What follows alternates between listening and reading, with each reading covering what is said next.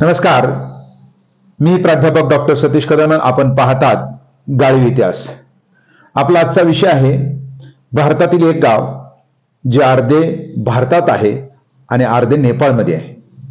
हे नेमकं काय विषय आहे, हे नेमकं कुठं आहे, याचा थोडक्यात आढावा आपण या ठिकाणी घेऊया. त्यामुळे आपल्या सोबत थोडा वेळ राहा. जे नवीन आपल्याला जोडले असतील त्यांना विनंती की सबस्क्राईब करायला विसरू नका, आणि जे जुने आहेत जे नेहमी पाहतात त्यांच्यासाठी धन्यवाद मानून आपण आपल्या सूचना मांडा, लाईक करा आणि आपल्याला आवडल्यास शेअर सुद्धा करत चला. त्याच्यानुसार भारत आणि नेपाळ हे दोन जवळची राष्ट्र, शेजारी राष्ट्र, संस्कृतीची एक राष्ट्र, मात्र तरी सुद्धा वेगवेगळ्या प्रकारचं त्या ठिकाणी जे सीमा असेल त्या सीमेमुळं दोन्ही राष्ट्र वेगवेगळ्या याच्यामध्ये विभागली गेलेत.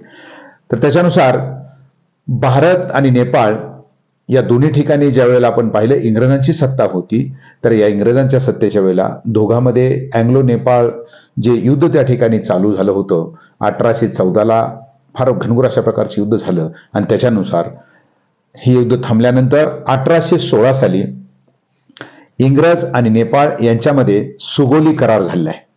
सुगोली नावाचं एक ठिकाण जे आहे म्हणजे भारत आणि नेपाळच्या अगदी सीमेवर, तर त्या सुगोली करारानुसार एक सीमा निश्चित करण्यात आली भारत आणि नेपाळची. तर ही सीमा आहे जवळपास त्याची लांबी 1751 किलोमीटर. पैकी जी गंडकी नदी आहे, तर गंडकी नदीमुळे ही जी सीमा असेल 600 किलोमीटर गंडकी नदीमुळं ही सीमा अगदी स्थिर झालेली आपल्या आढळून येते.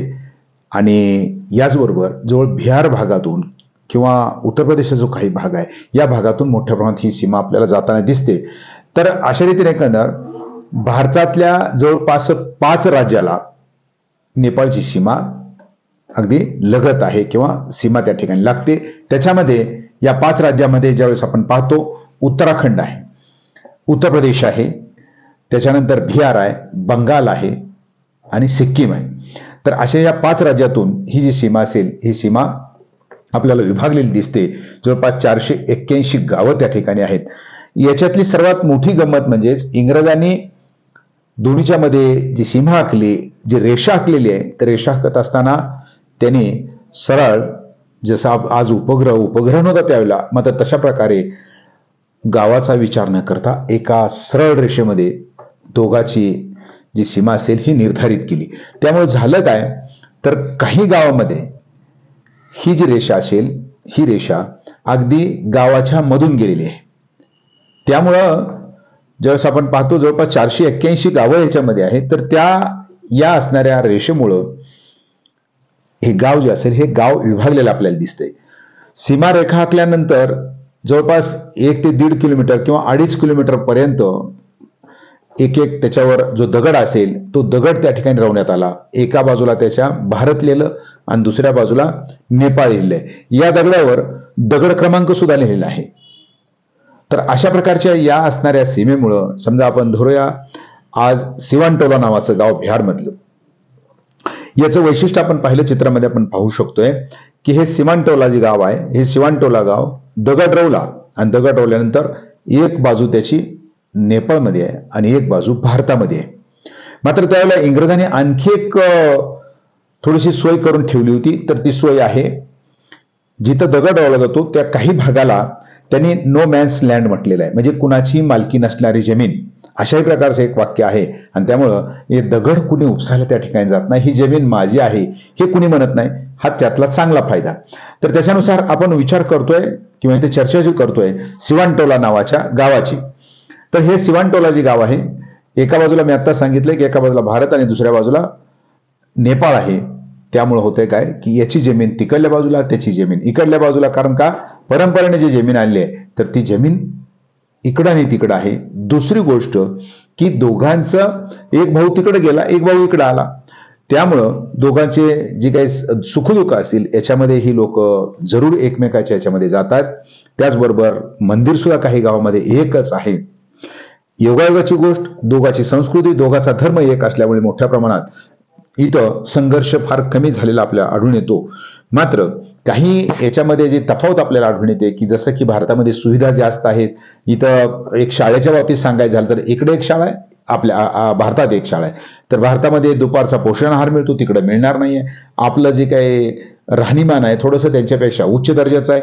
यामुळं जी प्रगती असेल ही प्रगती आपल्याला अलीकडल्या बाजूला जास्त दिसते. मात्र आपल्याला जर नेपाळमध्ये जायचं असेल तर लखनौवरून आपण जातो, वाराणसीवरून जाऊ शकतो, उत्तराखंडमधून आपण जाऊ शकतो, दिल्लीवरून जाऊ शकतो, दार्जिलिंगहून इथे जाऊ शकतो. अनेक अशा प्रकारचे चेकपोस्ट आपल्याला तिथं पाहायला मिळत आहेत.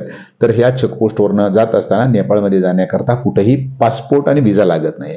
फक्त तुमच्याकडे आधार कार्ड असलं, फक्त तुम्ही एंट्री केलीत की ते नेपाळमध्ये जाऊ शकता.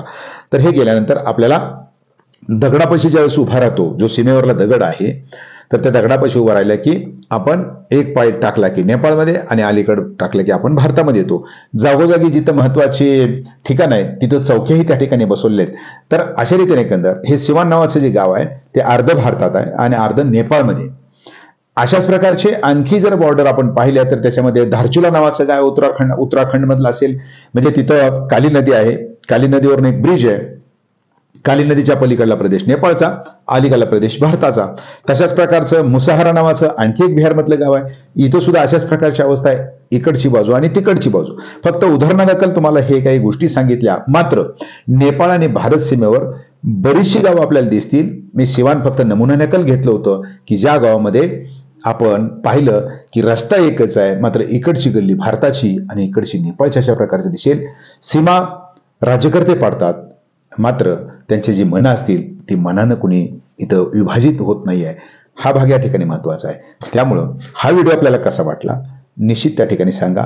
लाईक करा, शेअर करायला विसरू नका आणि नवीन असतील त्यांनी सबस्क्राईब करा आणि आपल्याला काय सूचना असतील त्या सुद्धा मांडा, जेणेकरून तशावरती आपल्याला व्हिडिओ बनवता येतील. धन्यवाद.